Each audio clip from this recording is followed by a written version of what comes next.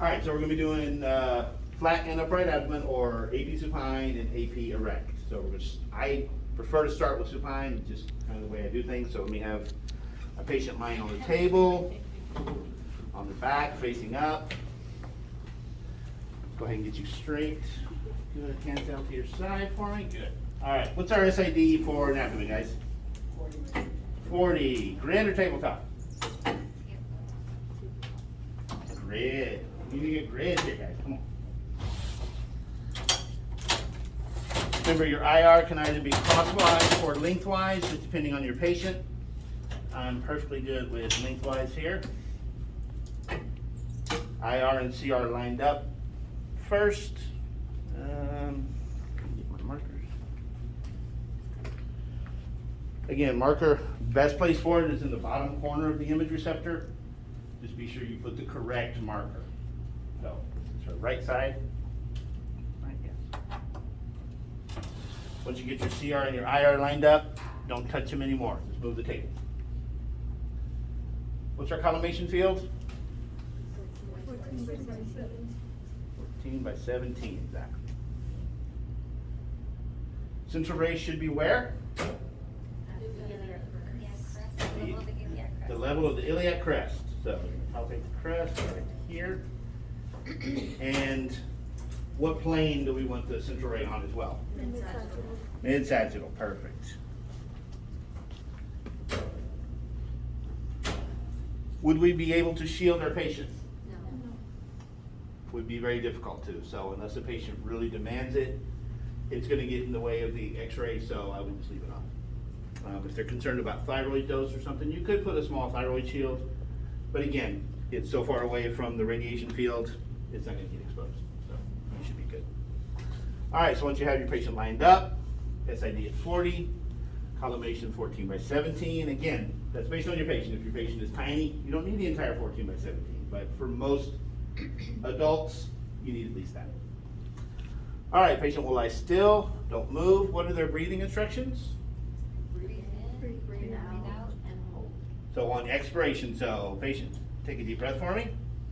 Blow all the air out and hold. And you take the exposure. Okay, questions on this one? No?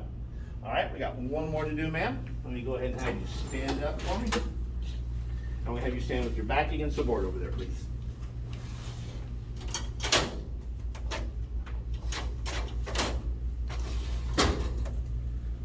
Again, lengthwise or crosswise is okay based on your patient.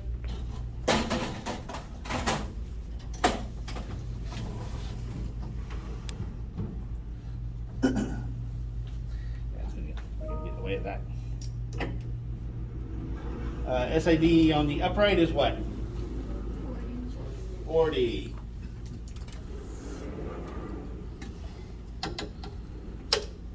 Move the table.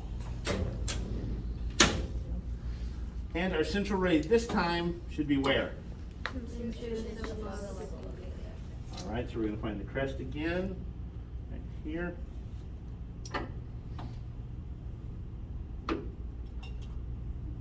Two, right there.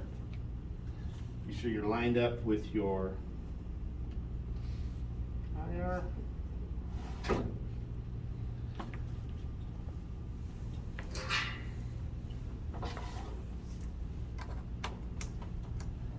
Left marker on this one, since this is her left side. Collimation field should still be no more than 14 by 17.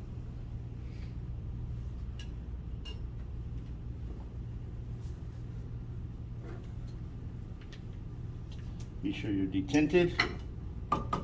Always check. Make sure the patient's not rotated. If this were a real patient, what would we be doing different?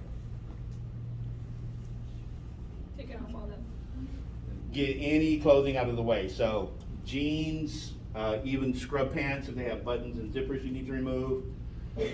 For women, you will need to remove the bra. Best thing to do is just have patient undress, have a gown with the opening to the back. If a patient is embarrassed, you can give them two gowns. They can put one to the back and one to the front so they don't have to worry about anything. So always want to make sure that your patient is comfortable and we're not making them more uncomfortable. So Central ray at the mid-sagittal plane as well this time, or somewhere different? Mid-sagittal plane. 2 inches superior to the crest? Yes. All right. Patient's breathing instructions. Breathe in, breathe out. So on expiration again. So take a deep breath for me. Let all the air out.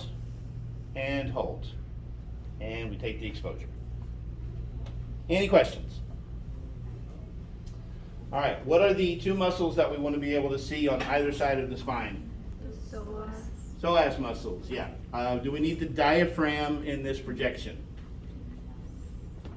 Yes, we definitely need the diaphragm in the upright. Oh. All right, good job, guys.